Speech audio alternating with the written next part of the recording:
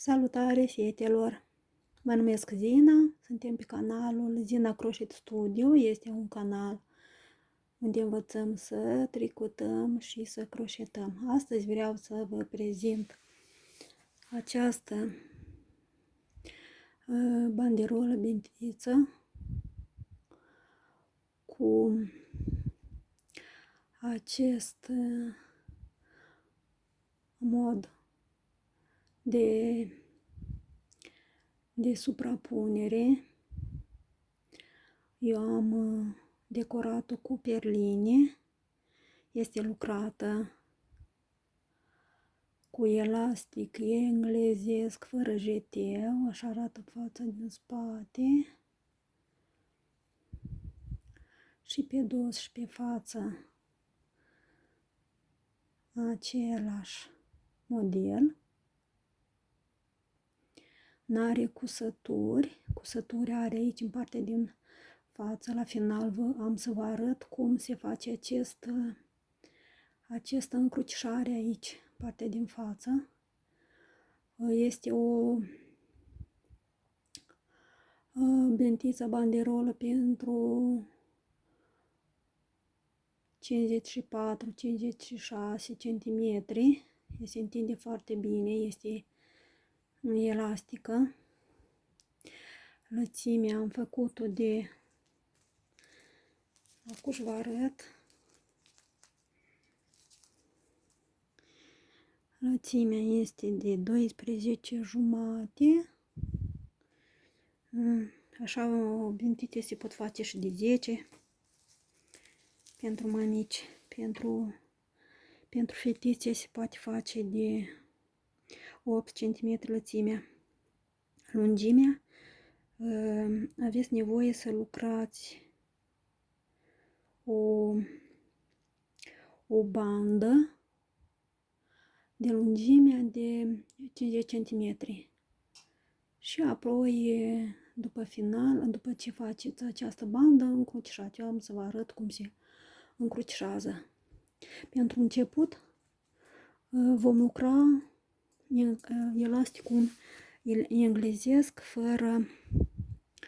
fără jeteu.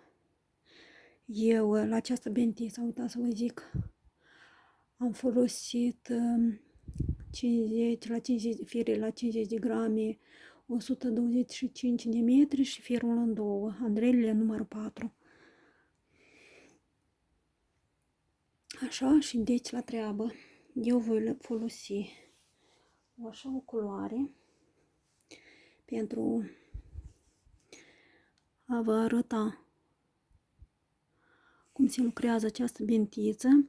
Aici am montat pe andreile numărul 4 22 de ochiuri și aici la fel voi monta 22 de ochiuri cu andreile numărul 4 circulare.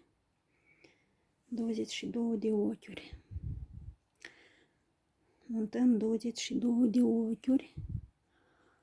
Fiecare montează cum dorește. Eu le voi monta în modul clasic, cel mai simplu. 22 de ochiuri.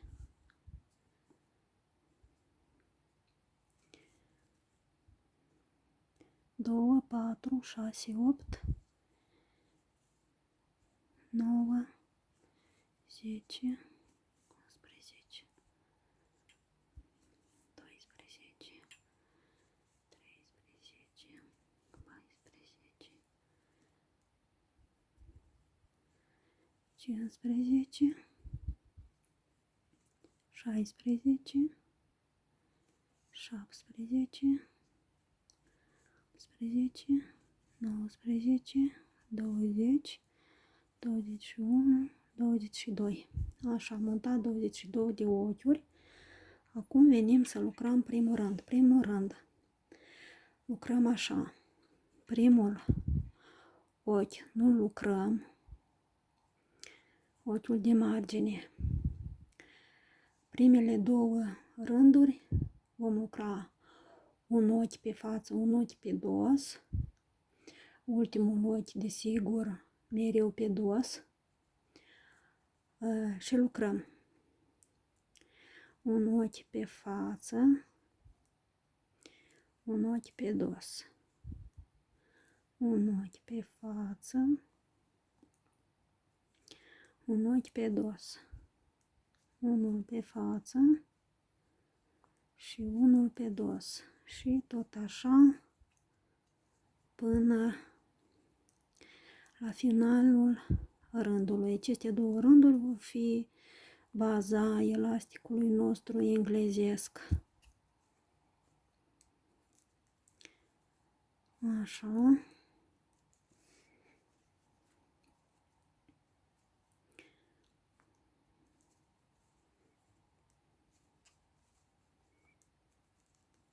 Pe dos, pe față, pe dos, pe față și aici vine unul pe dos și ultimul ochi mereu lucrăm pe dos. Acum, al doilea rând. Al doilea rând unde lucrăm așa, ochiurile așa cum se prezintă. Unde este pe față, primul ochi deja nu lucrăm, unde este pe față, unde e pe dos, pe dos.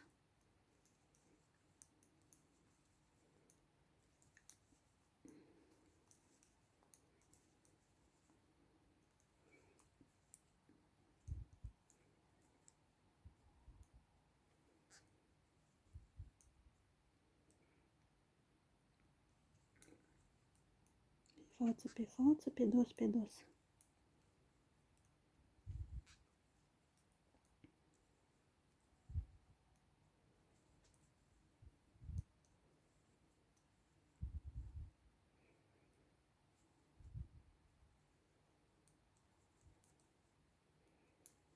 Așa, am ajuns la finalul rândul 2 și ultimul ochi pe dos.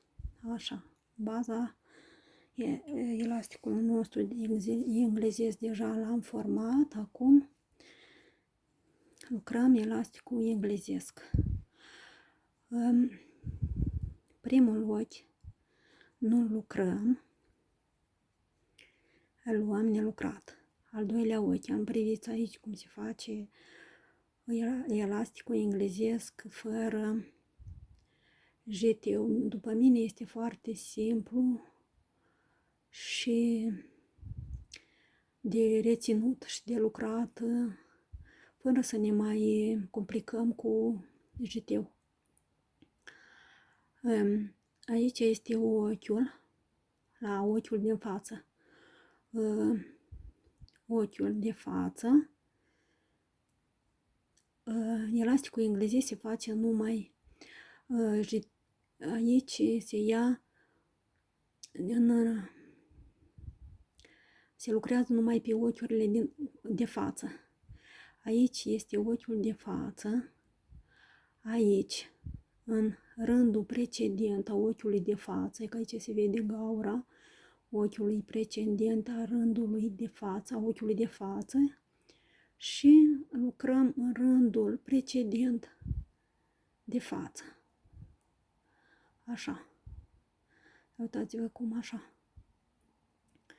Și dăm drumul ochiului de față. Și așa s-a format primul ochi pe față. Ochiurile pe dos le lucrăm pe dos. Pe față lucrăm nu aici ochiul care se prezintă pe Andreea, dar ochiul de mai jos. Așa. Tragem ochiul și lucrăm un ochi pe dos. Ochiul pe față. Tragem pe firul prin ochiul, nu care se prezintă pe Andreea, dar ochiul de mai jos. Tragem firul prin el. Așa, și dăm drumul la ochi. Pe dos. Ochiul de jos a ochiului pe față. Uitați-vă, așa. Și aici dăm drumul la ochi. Ochiul pe dos. pe față în ochiul precedent, din rândul precedent tragem firul, lăsăm ochiul pe dos, ochiul pe față, din rândul precedent tragem firul prin el, lăsăm ochiul pe dos. Sper să se vadă și să înțelegeți că este un model foarte simplu de realizat și pentru începători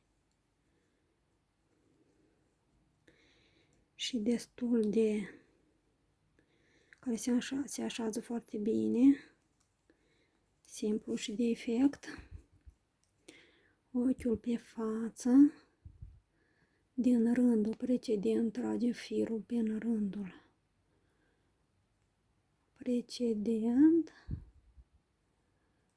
ochiul pe dos, ochiul pe față din rândul precedent și ultimele două ochiuri, unul pe dos și ultimul, ca de obicei lucrăm și pe față și pe dos, ultimul ochi pe dos. Acesta este al treilea rând. Al patrulea rând întoarcem lucru și lucrăm la fel. Primul ochi nu lucrăm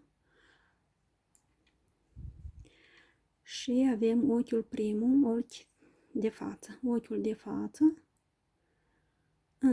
din rândul, nu lucrăm în ochiul care se prezintă pe Andreea, da, ochiul de mai jos.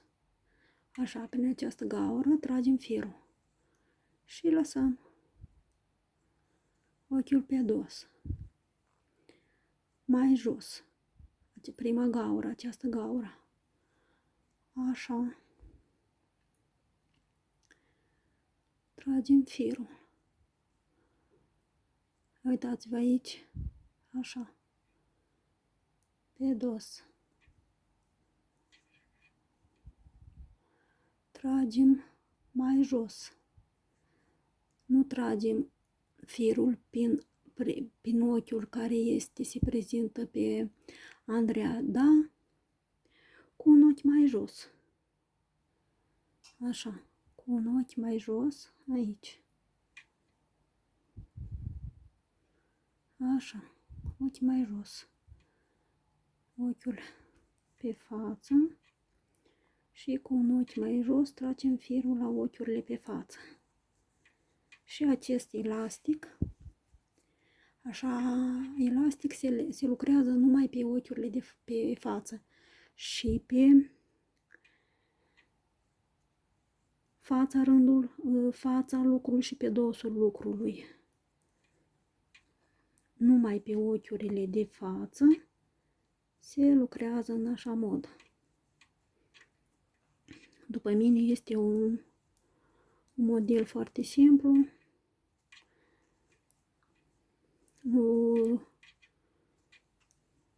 Și foarte repede se lucrează. Așa, am ajuns la... Și tot așa lucrăm. Pe față.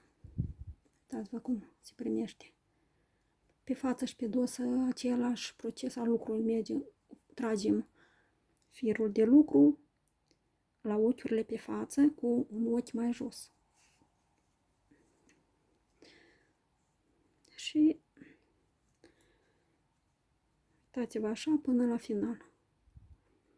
Vă mai arăt încă o dată, nu în primul ochi, dar aici în această gaură. Și tragem firul.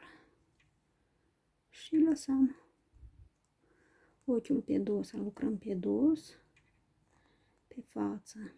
Tragem firul mai jos, prin gaura de jos, pe dos, pe față.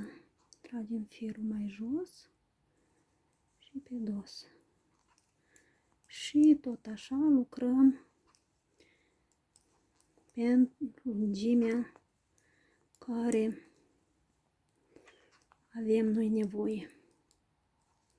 Eu deja am lucrat banda, o bandă de 50 de centimetri și acum vă arăt cum încheiem bentița, banderola noastră.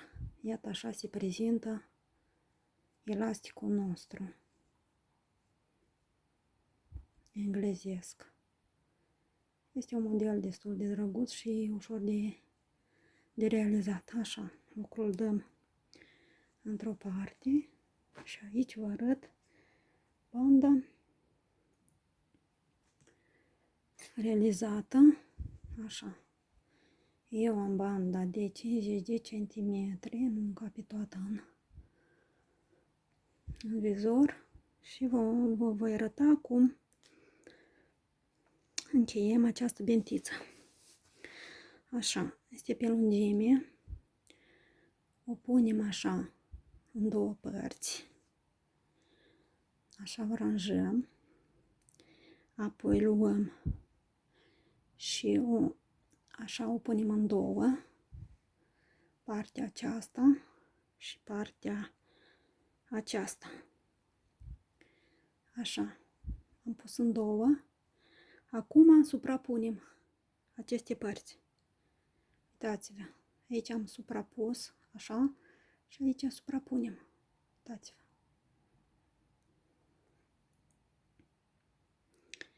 Așa și așa.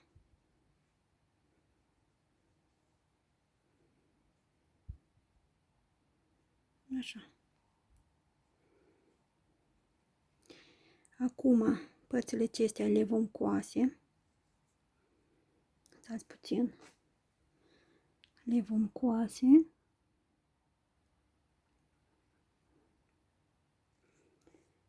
Așa.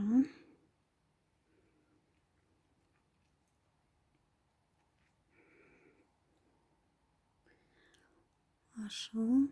Și așa. Și așa. Le vom coase toate părțile una de alta. Toate părțile odată. Sper să fie pe înțeles. Așa. Și așa cred că ați înțeles, iată. Am pus în două, acum le suprapunem. Mai priviți odată, vă mai arăt odată, le suprapunem și le coasem pe toate patru. Așa. Facem lucru, unde ne este firul și coasem. Așa.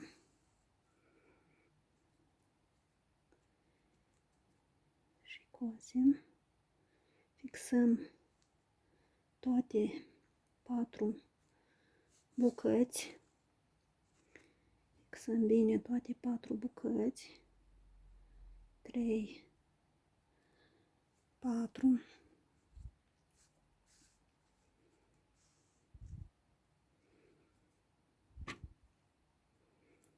Toate patru bucăți. Așa.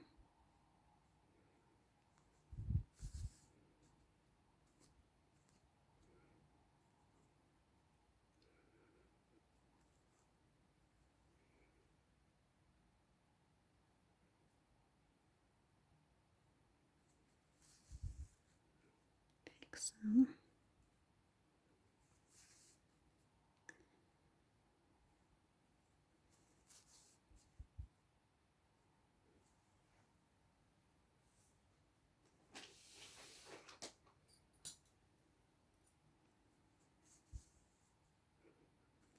Aici firul este în încurcă. La final, singur, ascundem toate firele. Așa. De aici am fixat toate patru bucăți. Acum ascundem firele. Așa.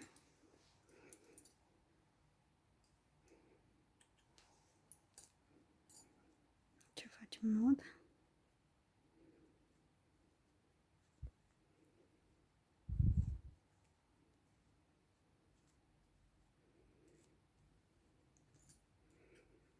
Tăiem firele. Întoarcem lucrul pe față. Ascundem firele care cu o croșetă. Uitați-vă așa. Eu voi ascunde prin partea din față aceste fire cu croșeta.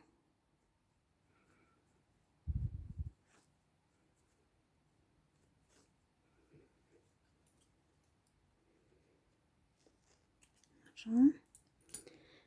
Și uitați-vă cât e drăguță și nodul și nu se vede nicio cusătură, nimica. Cât e drăguț acest nod, elegant și superb și de efect. Aici puteți să decorați cu ce doriți voi, cu perline, cu o broșă, se poate la mijloc.